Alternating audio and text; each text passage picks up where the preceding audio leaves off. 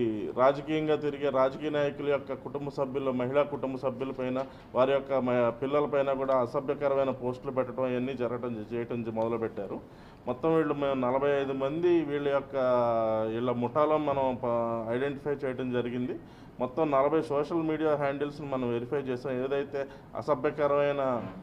అసభ్యకరమైన ఈ పదజాలంతో ఈ యొక్క సోషల్ మీడియా పోస్టులు పెట్టి మొత్తం మనం 40 సోషల్ మీడియా హ్యాండిల్స్ ఐడెంటిఫై చేయడం జరిగింది.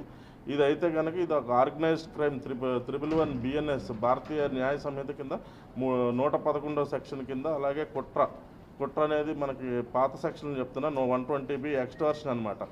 తద్వారా వాళ్ళ ఎదుటివారిని, ప్రతిపక్షం వారిని భయభ్రాంతులకు గురి చేసి వాళ్ళ నుంచి వీళ్ళకి కావాల్సింది రాబట్టుకోవటం, అలాగే క్రిమినల్ ఇంటిమిడేషన్, తర్వాత మహిళల యొక్క అవుట్రైజింగ్ ఆఫ్ మోడెస్టీ, అంటే వాళ్ళ యొక్క తెలుగు పదం నేను చెప్పలేను, అవుట్రైజింగ్ మోడెస్టీ, అలాగే సైబర్ క్రైమ్ రిలేటెడ్